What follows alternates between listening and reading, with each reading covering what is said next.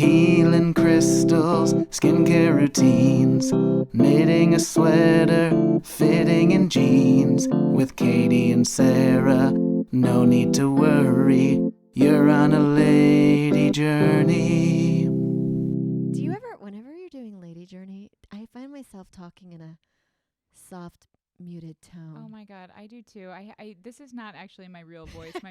My real voice is like, hello, It's very grating. I'm here. Yeah. People are like, lots of comments of like, why is she talking that way? Yeah, shrill. Yeah. Very shrill. And it's off-putting. But yeah, whenever I do Lady Journey, I'm like, hello and welcome. Good evening to Lady Journey. Therapy.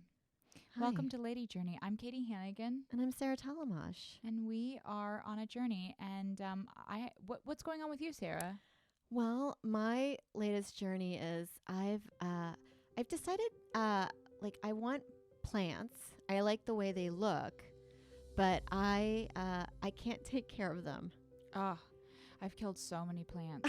It's really hard. No, our landlord, he gave us a orchid as a thank you because Oh, there it is. I'll have to show you. And he goes, "Don't worry, it doesn't need much love." And I'm like, it's probably the thing that's been on my mind the most. I take it outside. I try to once a day. I don't know when to water it. Everything online is like, you need to buy a certain kind of soil. And you're like, I can't just be buying some soil now. You can't just buy extra soil. But I heard you're not supposed to move plants around. That could be it. Moving them is bad for them. Is it really? Because Yeah. he does that plant. I gave it know, a I man. can't stop looking I at it. called It's it a over there. male because it's high Aw. maintenance. Cherry. It is sad, but like it doesn't get any sunshine in here. Oh, yeah. Yeah, I think orchids are one of the hardest things to take care of, I've what- heard. When he said, "Don't worry, these aren't high maintenance," I was like, "What do you?" I remember my roommate had one, and he constantly moved it to different areas of our apartment so it'd get the right amount of sunshine. Oh, yeah, but my cousin was telling me she's got a lot of plants, and she was saying when you move the plant, it like confuses it somehow, and it I don't know, it doesn't like it. That's basically what she's saying. It's like digging it up and then moving it, so they're not moved naturally in their life. Well, I guess I can understand that. And then, well, like I always think of that scene in Seven, the sloth, where Yes. he keeps a man barely alive for a year. Oh God, that movie is so bizarre. Well, that's what I do to houseplants. Just for a full Yeah. year, they're always knocking on death's door. Oh, So I have gone full fake plants wow. here. And guys, this is fake. I did not realize. I mean, I knew this one was fake. This one This is one's totally This fake. one screams. Yeah. Well, I was into. Did you go through? There's a succulent phase a few I years have ago. a couple succulents. I have a Yes. couple succulents. Yeah. That hit the millennials pretty hard. And it's really funny. All of a sudden, you're like, when did plants have a moment? Yes, Yeah. succulents totally had a moment. They And I did. was on board with it. I wanted to get more. I did too. But then I found out that they also need a special kind of like thing to put in their soil. Oh, really? Yeah. Oh, I don't have that. Yeah. I have two small. I have a small succulent and a small barrel cactus. And then I have a couple other plants. I don't know what they are, but I just water them like once a month. Yeah. And they're then still hope alive. for the best. Well, I just got them. Okay. You know, I moved recently, so I basically just got them. Yeah. And, you know, fingers crossed. Yes. Well, it's like plants are expensive too, because I'll go on Facebook Marketplace to look for plants, and those are so pricey. Because even when if you go to the store and buy them at full Yeah. price, and then some people I've seen on Pinterest, they'll tell you if you can cut, like if you can go to somebody's house that has a really nice expensive plant, Mhm. if you cut a leaf, you can, I forgot what it's called, but when you Oh. can make things grow roots Yeah. from their leaves or Yeah, no. a bark or something. My mom does that. My mom does that with no shame. She'll go and be like, "Can I just take a little of your plant?" And people Yeah. are like, "Okay." Yeah, they spent like $1,000 on Yeah. like a bougainvillea or whatever they call them. Wow. Those are really the nice ones, I think. I don't know what that is, but my mom will just like pull over to the side of the road and be like, "I wanted that pine Yeah. tree." And she'll just cut the tree up. Yeah, And just then like she's got a very green thumb. She's just going through people's yards with clippers. Yeah. You know, farming. Well, that's like, I remember when my parents, they're not from America, and then they moved to Texas, and they don't know anything about state flowers. And my mom, the state flower of Texas was is bluebonnets, or are bluebonnets. And she just thought they were really pretty, and they grow on the side of the freeway wild. And she would always not always, but like a lot of times wanted to pull over and then cut them. And we had no idea that that's illegal.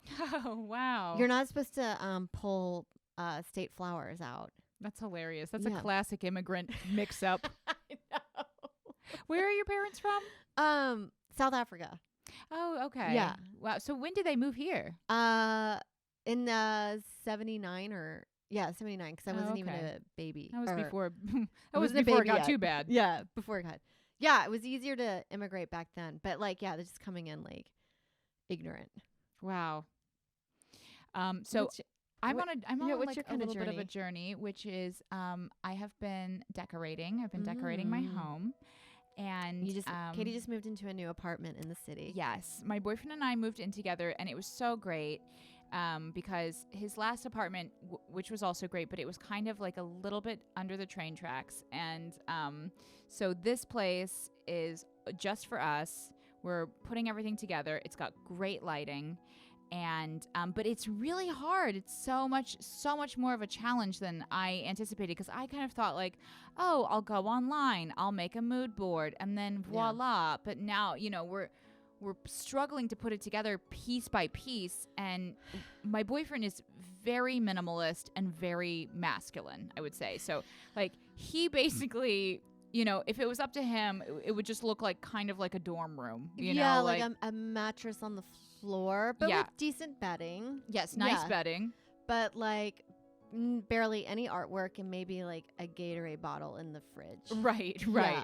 And that's kind of like, we did get a rug. He picked out the rug. I gave him a selection of 3 rugs, and he picked actually a pretty colorful, nice one. So our rug is like our centerpiece. We finally got a couch, but right now I'm really like, because we want to keep it minimalist, because I'm really minimalist too, like just with my style and, you know, with my life, and, you know, also being poor, it's helped budget, right? Well, also like living in New York, when you live in small spaces, you automatically just look like a hoarder. You do. Yeah. It gets, and I've moved probably like 10 times in the 13 years I've lived here. So I've just been like a minimalist by default. My joke was I would pick something up and be like, does it spark back pain? Okay. Not going to make it to the next place. Yeah, never. Also, like when because we're so used to buying like cheap furniture from IKEA, you can't move it to another location. It's not going to move. Yeah. I had a desk at one apartment. It had a top shelving on it. And from apartment to apartment, it just eventually just became like one little tiny drawer. Because it just kept getting chopped down and falling apart, because it was just pure crap. Yeah. Yeah. I mean, and then paying movers too. It's like, is this going to cost me more to pay somebody to move it, or to just get a whole new thing? Like a mattress, you know, you can get a mattress online for like $200. So. Absolutely. And then if you're like, why am I paying so much money for them to move this $100 item that I got from IKEA? Right. Yeah. It's like, this is just a piece of crap. So I've basically had nothing. And then also when we moved, because my boyfriend had lived in his apartment for like 10 years, he had a huge accumulation of stuff. So we had to like get rid of all that and then move. I was like, I've never had a move where I haven't just like packed everything up, moved it, unpacked it that day. Yeah. Like, this was like such a process, and we finally got, everything's looking much better now than it was, but we still don't have a TV, and we don't have any art on the walls. And that's like my specific, that's the leg of this journey that I'm on right now, because we have one painting, and then I bought a, well, I actually didn't buy it, but I traded my cousin for one of her, she's a professional artist, and she's fantastic. So I have her painting in the hallway. Okay. And then Mike's piece that he has is abstract art too, so they kind of match. And then in our bedroom, Mike just has a giant... This is my favorite. He has a giant portrait of himself, and that's our only piece of art that we have in the entire room. It's just this a gigantic portrait. And who painted it? His ex-girlfriend painted this portrait of him, and it's not a terrible portrait. Yeah. Like, it's not, you know, if I was going to rate it on a scale from 1 to 10, I'd say, like, okay, it's pretty good, but it's like, that's our only piece of art. And then we had also a picture of Jesus that Mike wanted to hang up, but then it's kind of like falling apart. The guy was like, yeah, you can't hang this up. This is a paper with a gold frame that's like tucked in. Yeah. So we just have that. And so I'm trying to think, like, okay, what kind of artwork can I get in here to distract from this giant portrait of my boyfriend? Have you thought about your own portrait? I have thought about that. And I thought maybe if I commissioned like a portrait of both of us, then he would let us get rid of that one. Yeah. Or, you know. But it's like, I know we have a poster in our room that we got because we were like, oh, it kind of like is like us. And now I like it, but there's something weird about like having artwork of yourself. Like, yeah. That's also weird. I feel like that's also weird. And my parents like visited and they stayed in there. You know, they're like, well, that's a big picture. So they had to just stare at Mike's face. Well, I had him we put it over the bed, so you almost never see it. But see, the thing is, even if I were to get a portrait of myself commissioned, it's not going to match unless I have his ex-girlfriend do a portrait of me, which I considered too, you know? Have you? I mean, she doesn't have an Etsy page or anything, but... Would she do it? I don't know her personally, so I'm going to say probably no, you know?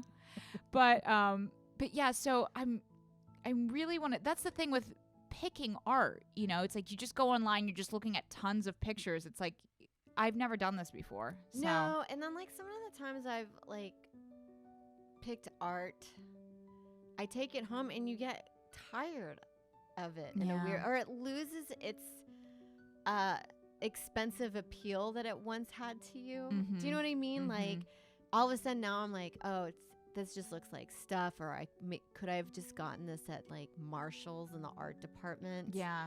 But also when you're decorating, especially when you're cohabitating with somebody, it's the worst compromise. It's like we both compromise to something that's not fully what both parties want. Well, because you kind of have the opposite problem, because you have a ton of art on the walls. You guys have a lot of stuff. We do. My husband likes to take anything and just frame it. So we have That's great. Every Rolling Stone magazine article framed.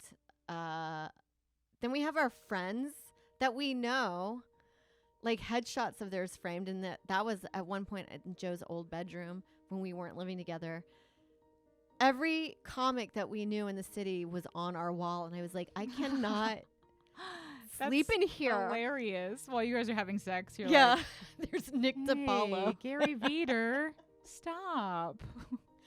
No, so because there's times where I'm like, can you just not that I think I have great taste, but I don't also want to put everything up on the wall. Right. Yeah. Right.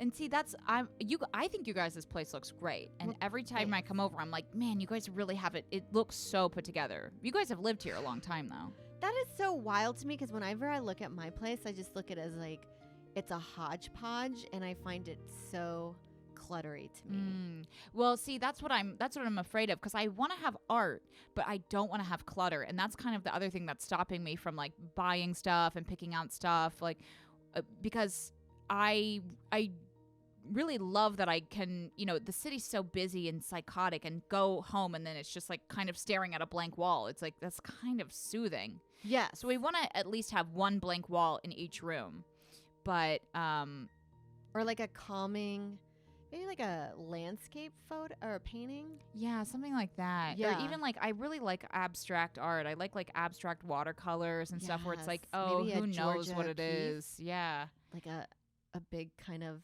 vagina. Yeah. I think I'll put that next to my boyfriend's portrait of himself. Like, I actually don't think, maybe Mike wouldn't know that that's what's going on. Yeah, well, he'd be fine with it, I think. Yeah. He'd probably be fine with it. Well, we had, the other thing, this drives me nuts. We had a guy come over from TaskRabbit to hang up the paintings. Well, he was also putting in our air conditioner, which was a nightmare. Yeah. So we were like, okay, well, let's just have him hang the paintings to get like a couple extra bucks. And I left the room for 1 second, and he was supposed to hang up Mike has like a small desk area in our living room. It's like a little office corner.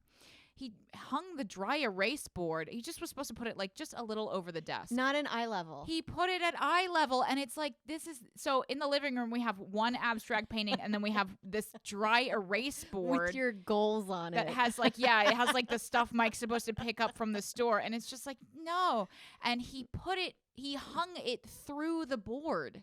So I haven't been able to take it down. And I came back in the room, and Mike's like, what do you think? I'm like, I hate it. Yeah. This looks terrible. I had the same TaskRabbit. Yeah. Joe's like, I just hired somebody. This has been on the ground for too long. It needs to be put up. I'm like, okay. And then when I come home to see how the TaskRabbit guy did it was just paintings all along, like one long line along the room where, like if I went to Applebee's and see how they do like artwork where you're like, oh my God. I need some, like, it needs to be dynamic, and it also kind of needs to tell a story. Like, we have too many stories going on in the Way too bedroom. many We have stories. like a map of Massachusetts. Then we have our wedding photo that people signed, and I don't know why I'm not into that as an art piece in the bedroom. I'm like, that should just be like in an office. Yeah. Like yeah. with the fun memory stuff. Mhm. And then just like a random photo. It's a nice black and white photo of the like somewhere in the Hollywood Hills. So nothing has anything to do with anything. Okay. Yeah. Yeah. See, I'd love to do like everybody's doing like gallery walls now, and that's like very in. I'd love to do like a gallery wall, but the thought of choosing the art stresses me out because I'm worried about that. And we have one little small wall in our little entryway that's like a hodgepodge of like family photos. It's all different frames, like whatever. I kind of did that myself, and I was like, I want this to just have like a little kind of eclectic look, and that looks really cute. And I'll post a photo so everyone can copy me and see my family. But like picking art online, or even I bought one painting once at like a little store. It was like a print. Wait, didn't you just recently buy a nice piece of your That was my cousin's painting. Okay, yeah. And so I have that. But and I was thinking maybe I could get like a series from her to put over the couch. Yeah, I think that would be like a good idea. Yeah, but it's so stressful though. Like the painting of my cousin's, she posts her art on her Instagram. Follow her. It's at Melissa Hops. Yeah. And I just messaged her. I'm like, I love this painting. This is so great. And I was thinking maybe to get something. And then, we worked it out. And it's like, okay, that was easy. But like going online, you're just going online and scrolling through. And you're like, does this go with this? I kind of like, this is a bouquet of flowers. And this is like a little boy. Like, does this match? Is this weird? I don't know. And then after like 30 minutes of that, I'm like, well, my brain's gone. Yeah, I can't make any choices for myself anymore because I don't know what's right or what's wrong. Like, that's the thing also, because when you buy artwork, a lot of times they don't offer what this might look like in your apartment. Yes, that would be a great feature. I had one time on Amazon, they had it, but they also gave that feature for a bowl. That I was like, I don't need to see what this bowl looks like. I'm not going to have like a bowl out in my place. I know. I just felt like that was a pointless feature on Amazon. But it's also a huge commitment, I find, with decorating. Like, I think buying a couch is a very stressful. When we got our couch, it was so stressful. Well, because there's a global supply chain breakdown. Yeah, which is my go-to excuse now for anything that's wrong in my life. I'm sorry, I'm crying. Supply chain. It's my couch. I'm a white woman impacted by COVID. Yeah. Well, the couch thing was insane because we went to Raymore and Flanagan. Again, I've never owned a couch. I've never bought a couch. And I thought, and I think maybe this is what it was like before the pandemic, but I thought I was going to go in and be like, I would like this couch in this color and I'd like it today. And they were like, we have this couch. They had one couch in stock and it was huge. And of course, my boyfriend's like, okay, I guess we can get it. I'm like, no, we'll be walking into the house, into the couch with this. Yeah. So we waited like 4 months for it. And then we just didn't have a couch. And then finally we got it. And so, but that's kind of what we're trying to do is just go piece by piece. So we don't get anything that like clashes, terribly. Yeah. Well, it's also, I find this is really weird when you get into your like 30s or 40s. When you go to parties, everybody has their couch story. People love a couch story. That's hysterical. It's so I like true. to start conversations like, how did this couch happen in your life? Because I think that it's like a huge thing. This is a weird thing too. In New York, I feel like didn't know this is something that I would deal with in my adult years. We go through a lot of couches. Yeah. I think I've been through close to 6 or 7 couches in my life here. If Wow. this is, and we're at the 12-year mark. Wow. Yeah. So there was a purple couch that we got at IKEA when I first moved here. It was too big for the door. And so we ended up the framework of that couch broke because it was a cheap piece of crap when we tried to squeeze it. Wow. So then we dealt with that one. Then I was like, you know what? We had roommates. I was like, let's go for like fake leather because then we can just wipe it off and then it's not like weird. Plus, it's sexier. Plus, it's sexier. Your roommates will think you're a hottie. And that one just kept flaking off that we would have Oh. black stuff. And then that one Gross. too also didn't fit through our door that my friend, or still my friend, karate chopped it into the door that it ruined the door frame of our apartment. So there goes the deposit. Oh Then- my God, that couch ended up costing you like $4,000. You could have just bought a nice couch. All of these were cheap. And then so Joe and I got one. We got one at Raymore and Flanagan. And that one to me was like, wow. We're Wow. Raymore and Flanagan. Like that's where we're at That's in our what I life felt right too. now. It's not even that expensive, but I was like, hi, excuse me, I'm a high roller purchasing a couch.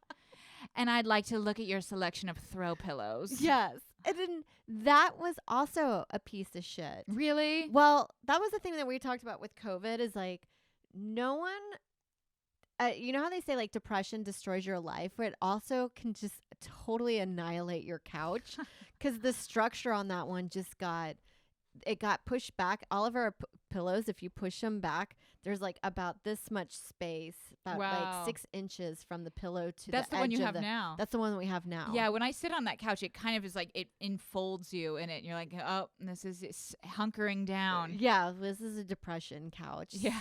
So now we're going to get another couch. I don't know how many couches There's probably about 5. That's 5 a lot. couches. It is a lot. That's a My lot. parents had one couch for like 40 years. My parents only had 2 couches, I remember growing Yeah. up. What's going on? I don't know. I mean, I guess they just buy a nice couch. Yeah. That's the baby boomer way. It's just like, hey, get a nice couch. And then you're like, well, we still have it because Yeah. it's nice. And then they ruined everything for us. Oh, yeah. They ruined the planet and they ruined the supply chain. Let me say this about when we went to go get the couch, though, because the guy was like showing us the couches. And I was like, I mean, I wasn't like, freaking out, but I was a little bummed that they said it was going to be, over 3 months for the couch. I was like, man. And so we tried to buy the floor model and they were like, we were like, my boyfriend is Italian. So he's like, hey, we'll take that one. We'll just take it. And I'm like, yeah, and so we ended up just leaving without getting anything. Because I was like, don't you think we could get another, there's in other 3 stores months? in New York, right? Yeah, and we didn't have anywhere to sit. We're like, I guess we're just gonna chill on the bed for like 3 months. Yeah. But so Mike goes back to the Raymore and Flanagan to buy it the next day because we were like, let's just get it. I don't want to go. I don't want to be on this like fucking journey.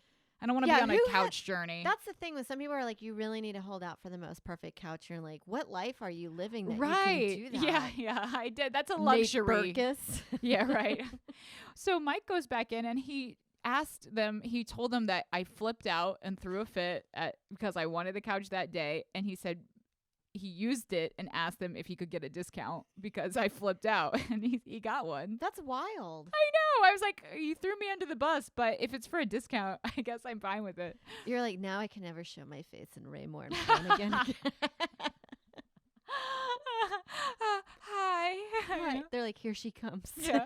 That's hilarious. Oh my God. But yeah, I was like, wow, that's like pretty quick thinking. He got like a $300 discount off the couch. Oh, yeah. Well, that's like, I think that's amazing. But I think all of those purchases are really huge deals. And it feels like you should like have like really think about it. But we're also under this time where we're like, I can't.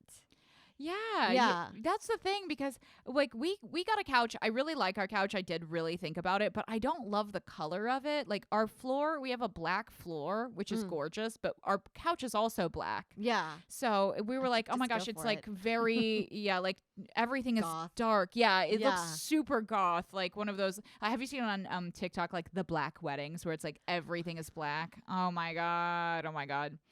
It's very fabulous. That's like Kat Von D is like that. Yes. I think I saw her wedding where she wore just like a blood red wedding dress. Yeah. Yeah. Oh God, I love it. Yeah. But it's so interesting, like decorating, actually decorating. And I feel like I feel so awesome and grateful that I'm in like a place in my life where I'm like, and then we bought a couch and it was like nothing. Like every other place I've ever lived, I like take like one like picture of my family and I put it on the wall and I'm like, oh, okay. I put like a throw blanket on my bed and I'm like, all right, it's home now. I've just been like living like a nomadic lifestyle for so long. Like you've just been fleeing. Yeah. That you're just grateful for anything. Because I remember when I first moved to New York, I just came with 2 suitcases and nothing. I just left everything back in Texas. And I remember getting my first pair of speakers to listen to music out loud. Oh, wow. And I remember just being like, kind of like eating a sandwich while sitting on the floor of my apartment, being like, look at me. I've come so far. Wow, that's such a New York moment, which it feels really special, but actually you're just living in abject poverty. Yes, it's like so sad. New York. Yeah. Well, because I remember like the first apartment that I moved in, I was 30 and I moved in with like 22-year-olds. Mm-hmm. And they had just had a party, and by my bed there was like this weird shaft that just goes straight up to the roof. Oh, weird. And it's enclosed by the full building. So it just had like leaf matter. But somebody had sex in the room that I was staying in and just threw the dirty condom. Oh my God. And every night I would just see that old used condom outside by my bed. And I just, like they threw it out the window. Yeah, they threw it out the window. But it was like right at eye level. Like I'm sleeping here and I could just see it right there, that I was like, it just was really fun because over time I just were pretending that a time-lapse camera of the condom just slowly decomposing by my head.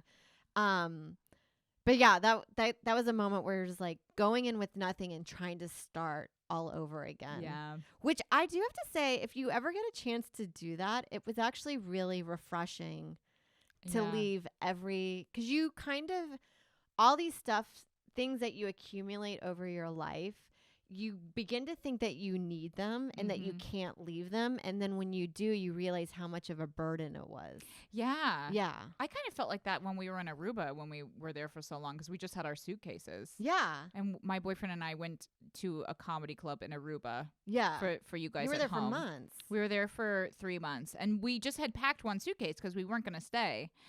We were going to stay for like a few days just to work the comedy club. And then, because of COVID, we just ended up getting to stay for an extended time. And I was like, oh, I had 1 week of clothes and that was all I ever needed. It was perfect. It was perfect. I mean, we were on the beach. It was so hard being in Aruba. It was very hard. Especially it was like January. People were like, I'm spiraling. I'm like, ugh, I have a sunburn. Tell me about it. I know. It is really funny. Sometimes I like catch ourselves when we talk about our problems and I'm like this. Actually, it's not really that. Oh my God. I have a great life. And I won't apologize for it. Absolutely not. Well, that's the thing about moving to New York though, because I always tell people this, like I moved here when I was 21 and I'm like, thank God if I had moved here when I was probably any age over 30, like there's no way I would have been able to stay because I lived in a like mice infested, roach infested. Yes.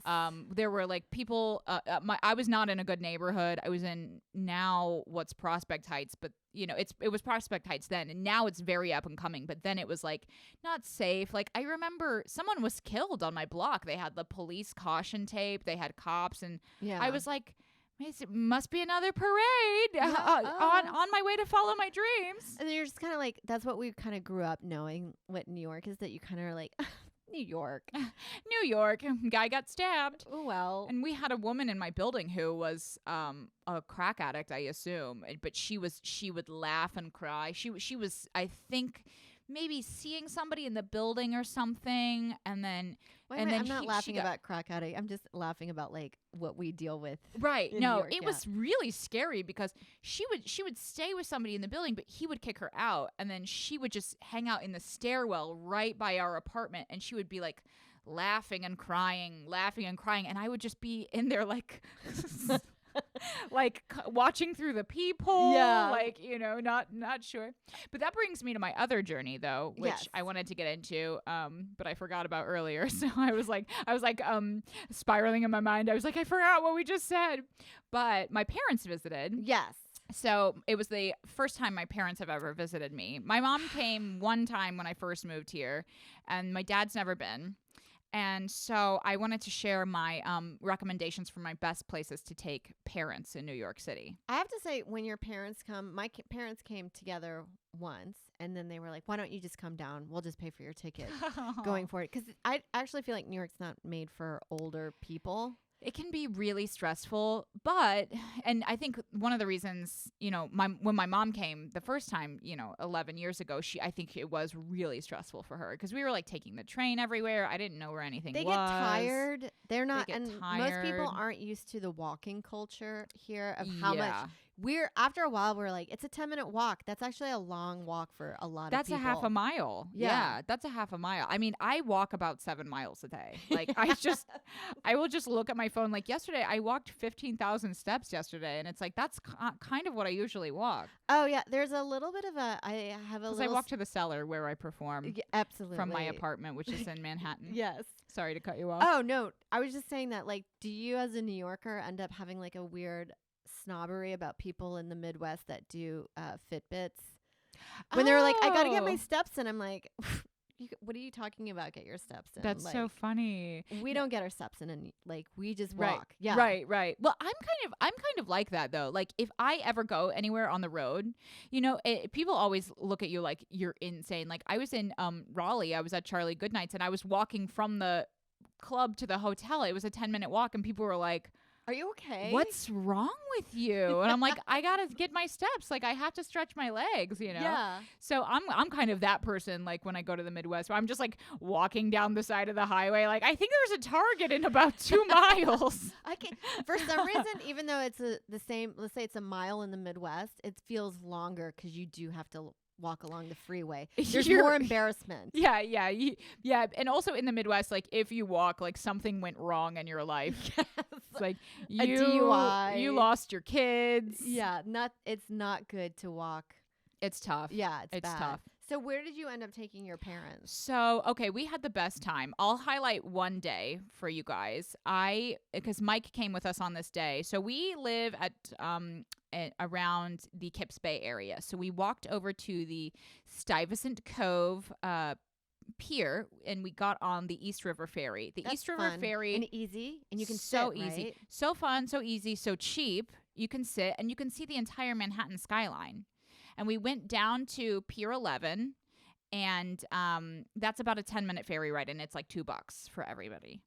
So then from Pier 11, which is all the way down by Wall Street, we walked over to France's Tavern, which is such a cool, so it's this gorgeous restored colonial tavern that was actually where George Washington and other members of the Revolutionary War Planning Committee, whatever, I don't know history, but that's fine. Yeah. This is the lady journey. George Washington and his bros, they would meet, and they would like drink there and talk about like their plans for the Revolutionary War. So it's actually the oldest bar in New York City. So I took them there. We had a little mimosa because I needed it at that point. And we had like a little drink. My dad had like an Irish coffee, and it was great. And then from there, we did go to the 9/11 memorial, which parents need to see that. Parents always want to see. They want to do it. They want to tell you their story. Yeah. Because as you know, I was a licensed tour guide. I'm now an unlicensed renegade tour guide, and I got it revoked. Yeah. No, I didn't. Well, I like to say you lost your license. I did lose it. I misplaced it. Yes. But well, I never renewed it because I don't tour guide anymore. But when I was tour guiding, I would it would mostly be like baby boomers. So it's like, oh, okay, now I know where to take my parents. Then for lunch, we went to, I was telling you about this earlier, Nam Wa Tea Parlor in Chinatown. It is the best Chinese food. My parents love Chinese food, and they're in like a smaller town. They used to live in Indianapolis, and they're in a smaller town now. They don't get like what they used to get. They were like, it's the best Chinese food we've ever had. They loved it. It's it was, I think Is it like dim sum? it's all dim sum. It's like little spring rolls, little buns, and it's cheap. Like everything you could get, like the spring rolls are like $4. Aren't they? That's the best. Chinese food is the least expensive food to go get, and it's the tastiest. So delicious. Yeah. And the other thing, okay, so it was built in 1919, and it's on this gorgeous historic block. And like Canal Street is like more like new Chinatown, you know? Yeah. Down on Doyers, it's like Doyers and Pell Street, which is also known as Haircut Street, because it's there's a lot of haircut shops there. Oh, Yeah, it's that so reminds cute. me. I just found out about like this. I'm gonna start getting my hair done at North Korean, or not North Korean salons, just Korean hair salons. I'm gonna go to North Korea, Yeah. I think. Get the Kim Jong Un. Yeah. I'm like, does this look good? Yeah, I've heard that it's a lot cheaper there. Yeah, and they do this thing called bang perming, Ooh. where that way your bangs can stay perfectly without like getting that cowlick. Oh. I didn't know that was an option. That was because of TikTok, and now I'm like obsessed to go find this service. TikTok is the news. It is. It's literally the news to me. I'm addicted. Okay, Um, so you were at the we the had parlor. we had a fantastic lunch there, and I really think it was me, Mike, my mom, and my dad. We had lunch for all of us. It was probably $50, Easy and we got breezy. tea. It was great, and then we walked through Chinatown to Little Italy to Ferrara. So we got baked stuff at Ferrara Bakery. That's the like another place. I think they were open like 1892. This ancient Italian bakery. I'm saying ancient. It's like, okay, well, it's 100 years old. They had to raise their prices a lot since the pandemic, so cannoli there was like $8 now. But if you're from out of town, it's like that's a dessert at a restaurant. Yeah, it's one of those things like it's not like you get all the time. So just spending $8 on a treat, fine. Fine. It's like a dessert at a restaurant. Yeah. You know? If I was gonna get bodega coffee, that was $8. That would be the airport. Yeah. You'd be like, I am at the airport right now, and I'm Absolutely. being housed. I bought like nuts and like a Diet Coke at the airport, and I think it was $20. Oh my God. No, Mike told me a story. This is another story about my aggressive Italian boyfriend. He told me he got a wrap at the airport that was something crazy like $17 for like a small wrap. And he goes, why not just 100? Why not just make it $100? Why not just, and the guy's like, what? He's like, no, just, why don't you just charge me $100? Like, this is insane. I'm like, okay. Like, Okay. settle down. The guy's like, I don't even want to be here. Yeah, the guy's like, please. Do you think I'm I making like working at the airport? Yeah. No, at the LaGuardia, they don't even pay for anyone's parking or anything. Oh, seriously? Yeah, it's a nightmare there. It's really a nightmare. Anyway, but to wrap back up with my parents' journey. And then, so we went home, we had a little nap, and then we went out for dinner at Rolf's German restaurant. By the old stand? By the old stand. Okay, guys, if I've walked by this place all the time. When you walk by there, it looks like it's the most extravagant Christmas decorations you've ever seen. And I've never been. And I'm so fascinated by this. I always wanted to go there because my mom she had like a German grandparent who taught my mom like different German recipes. Okay. So my mom always makes like German potato salad, which is so delicious. And I always wanted to take her there, and she also loves Christmas. So we went, and like, to be honest, it was like, it was okay. Like, it was a good experience, but it was really expensive. I think I had like a bratwurst. I had a bratwurst. I had a couple glasses of wine. My mom had the same. My dad basically had the same, and it was probably about over $200 for all of that. The bratwurst, I was like, this doesn't need to be that expensive. No, but I guess I've always I have a theory about restaurants that always have like crazy decor. If they have like a huge aquarium, it means that the food is not as good. Yeah. It's like they spend all their money and energy on getting you in there that they just kind of, the food is just an afterthought. I would say that that's probably the case for Rolf's, but I always wanted to go there, and I'm glad I did. So it's a great touristy place. Yeah, it looks so cool that I definitely Yeah. would want to eat. The same reason, like when you walk by those 3 Indian restaurants on 2nd Avenue. I know exactly what you're talking about. Yeah. Yeah, they have, it's just like covered with like. It's tons of Christmas lights and Yeah. just like rainbow lights. So it looks so much fun, and it's really fun to go eat there. But I would have to say their Indian food, like they're using Uncle Ben's rice as their rice. So they're not even Yeah. using It's like, okay, balsamic. it's What is fine. it? Basmati. Basmati Yeah, rice that yeah. you're like, I love that rice. And I thought I That's can eat the whole Uncle Ben's at thing. home. Yeah, exactly. But the thing about like touristy stuff is like I like to do touristy stuff, but stuff that's like off the beaten path. You know, Yes. so it's like it's not Applebee's in Times Square. No M&M store. It's not M&M store. This is a touristy restaurant, but it's like kind of, you know, it's like an experience. Yes. So yeah, and my parents had such a good time. That's great because Yeah. I feel like mine didn't. Like Well, my they mo- should come back and I'll take them around. 'Cause- maybe yeah, I Yeah. think that's a better idea because I think a lot of it was my mom's like it's dirty. Yeah. Everything's still under construction. Yeah. On the weekends, none of the trains work, and it was just like it was really hard to maneuver. As soon as I think the thing is, if your parents are coming, for me, it was just like let go of the fact we're not doing public transportation.